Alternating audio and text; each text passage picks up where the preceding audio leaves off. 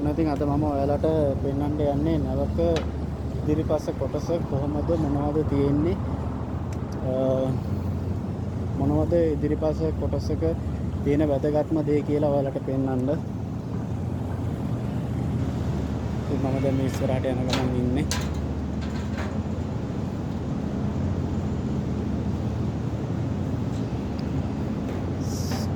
සාමාන්‍ය නැවක ඉදිරිපස කොටසට අපි කියන්නේ ෆෝක්සල් එක. එතකොට ඔයාලට පේනවා දැන් මේ තියෙන දේවල්. මේ තියෙන්නේ mooring winch windlass. එතකොට සාමාන්‍යයෙන් නැවක් බරායකට යද්දී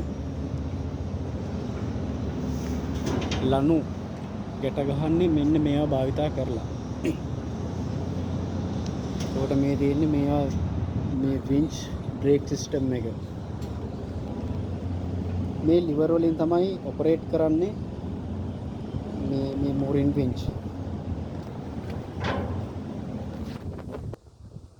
එතකොට වරායකට නැවක් ගැට ගහනකොට ලනු අපි arrange කරන්නේ මෙන්න මේ විදිහට. මේවට කියන්නේ fairlead. මේ තියෙන්නේ bollard. එතකොට මෙන්න මේක තමයි නැවේ නැංගුරම. අපි ඇන්කර් එක දානවා කියලා කියන්නේ මෙන්න මේකට.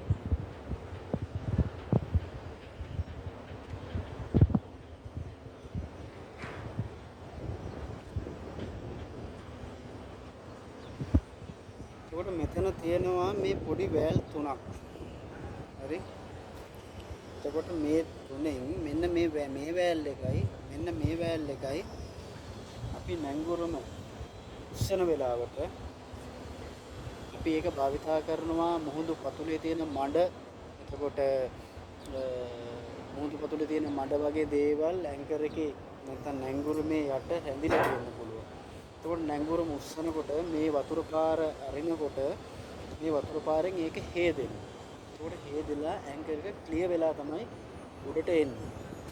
ඒ නිසා ඇන්කර් එක ගන්න හැම වෙලාවෙම අපි පම්ප් එක දාලා ඇන්කර් වොෂ් ඕපන් කරනවා. එතකොට ඔයාලට පේනවා මෙන්න මේ විදිහට තමයි නැවක ලනු තීරයකට යවන්නේ අපි ගැට ගන්න මෙන්න මේ විදිහට.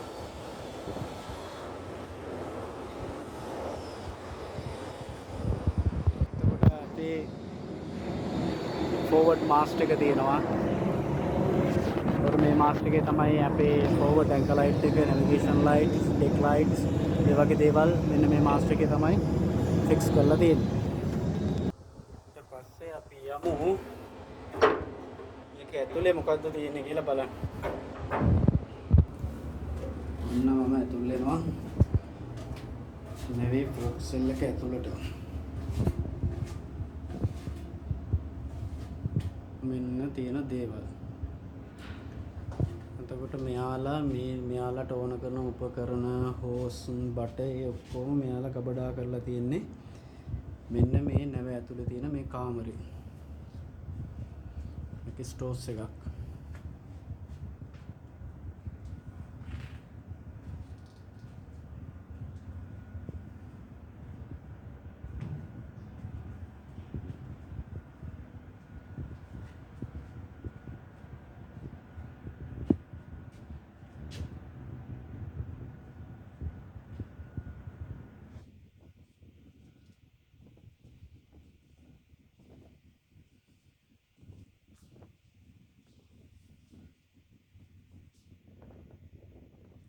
ඊට අමතරව මෙන්න මෙතන තියෙනවා අර මම කලින් පෙන්නපු mooring winch වලට power supply එක දෙන motors. ඉතින් මේ සිස්ටම් එක නැවෙන්නවට වෙනස් වෙනවා හැම නැවකම මේ විදිහට නෙවෙයි. නමුත් දැනට මම ඉන්නේ නැවේ සිස්ටම් එක මෙන්න මේක.